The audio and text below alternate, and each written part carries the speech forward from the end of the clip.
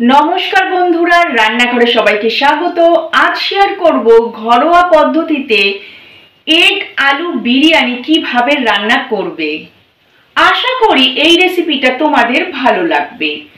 তাহলে এগ আলু বিরিয়ানি ঘরোয়া পদ্ধতিতে কিভাবে রান্না করব দেখে নেওয়া যাক আজকের এই ভিডিওতে।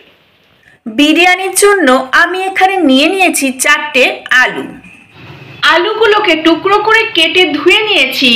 এখন জলের মধ্যে দিয়ে দিয়েছি, আলুগুলোকে বয়েলড করে নেব। আলুগুলো বয়েলড করার সময় দিয়ে দিলাম সামান্য পরিমাণ নুন, হালকা কালার আর অল্প পরিমাণ আতর। যখন আমি দিচ্ছিলাম ক্যামেরাটা অন করা হয়নি। ঘরোয়া পদ্ধতিতে বিরিয়ানি বানানোর জন্য আমি এখানে হাঁড়িতে জল বসিয়ে দিয়েছি আর তার মধ্যে দিয়ে দিয়েছি অল্প পরিমাণ তেল আর বেশ কয়েকটা গরম মশলা। আর এখানে এখন দিয়ে দেব নুন আর এর মধ্যে দিয়েছি অল্প পরিমাণ আতর। এখন এগুলোকে জলের সাথে মিশিয়ে দেব। খুব সহজেই ঘরোয়া পদ্ধতিতে এগ আলু বিরিয়ানি বানানোর জন্য আমি এখানে নিয়েছি বাসমতি চাল। আর বাসমতি চালটাকে প্রথমে ভালোভাবে ধুয়ে নিয়েছি। জলটা গরম হয়ে গেছে, এখন চালগুলোকে হাঁড়ির মধ্যে দিয়ে দেব। চালগুলোকে হাঁড়ির মধ্যে দিয়ে দিয়েছি। আলুগুলো সিদ্ধ হয়ে গেছে আর কালারটাও খুব সুন্দর এসেছে। এই জলটার মধ্যেই এগগুলোকেও বয়েলড করে নেব। এগগুলোকেও বয়েলড করতে দিয়ে দিলাম। ভাতটা হয়ে গেছে, এখন ফ্যানটাকে ঝরিয়ে নেব। এখন হাঁড়ির ঢাকনাটাকে খুলে রাখলাম, ভাতটাকে অল্প ঠান্ডা করে নেব। এইভাবে ঠান্ডা করে নিলে ভাতটাও ভালো রকম ঝরঝরে থাকবে।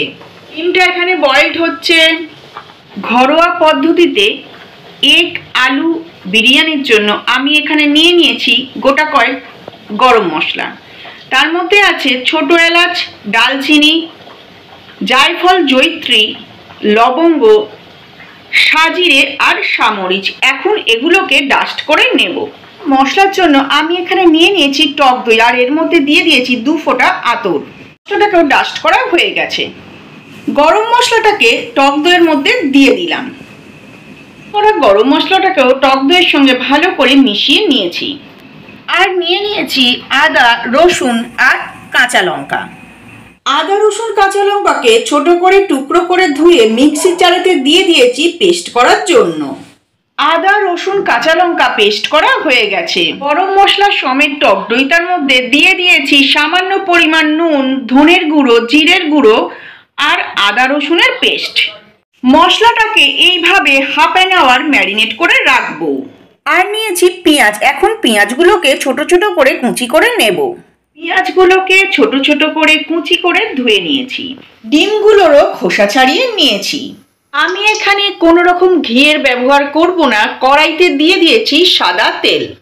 তেল গরম হতেই বয়েলড আলুগুলোকে দিয়ে দিলাম হালকা ভেজে নেওয়ার জন্য।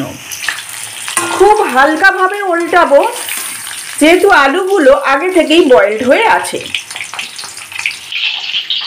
আলুগুলোকে ডিপ ফ্রাই করিনি, হালকা সামান্য ফ্রাই করে নিয়েছি। তো দিয়ে দিলাম, হালকা ফ্রাই করে নেব। কেউ হালকা ফ্রাই করে তুলে নিয়েছি।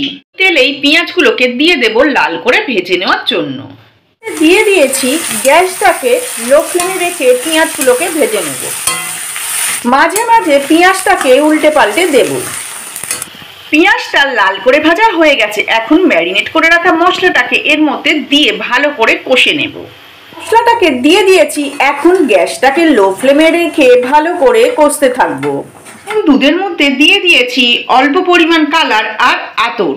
এখন এটাকে মিক্স করে চাপা দিয়ে রেখে দেব। মিনিট 5 পরপরই মশলাটাকে ভালো করে উল্টে পাল্টে দেব, যাতে কড়াইতে লেগে না যায়। মশলাটা কষা প্রায় হয়ে এসেছে। দেখছো কতটা তেল বেরিয়েছে মশলাটা থেকে। মশলাটা সম্পূর্ণ কষা হয়ে গেছে। এখন এর মধ্যে আলু আর সিদ্ধ হওয়া ডিমগুলোকেও দিয়ে হালকা কষে নেব। সিদ্ধ করা আলু আর ডিমগুলোকেও দিয়ে দিয়েছি হালকা কষে নেওয়ার জন্য। সাথে আলু আর ডিমগুলোকে মশলাটার সাথে কষে নেওয়া হয়ে গেছে। এখন সব শেষ কাজ হলো বিরিয়ানিটা দমে বসানোর পালা। সবাই যেভাবে দমে বসায় আমি একটু অন্যরকম করে দমে বসাই। নিচে দিয়ে দিয়েছি সব আলু আর ডিমগুলোকে, আর দিয়েছি কিছুটা ভাত। এর উপরে মশলাগুলো দিয়ে বাকি ভাতটা তার উপরে দিয়ে দমে বসিয়ে দেব। মশলাটাও ভাতের উপরে দিয়ে দিয়েছি, এখন বাকি ভাতটা এর উপরে দিয়ে দেব।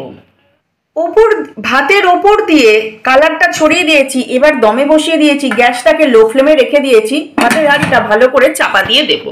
ফিরে আসছি মিনিট 15 পরে। মিনিট 15 পরে হাঁড়ির ঢাকনাটা খুলতেই দারুণ একটা স্মেল বেরোচ্ছে বিরিয়ানির, আর কালারটাও দেখো খুব সুন্দর হয়েছে। তো এইভাবে তোমরা চাইলে তোমরাও বাড়িতে ট্রাই করতে পারো। আশা করি আমার আজকের এই রেসিপিটা তোমাদের ভালো লাগলো।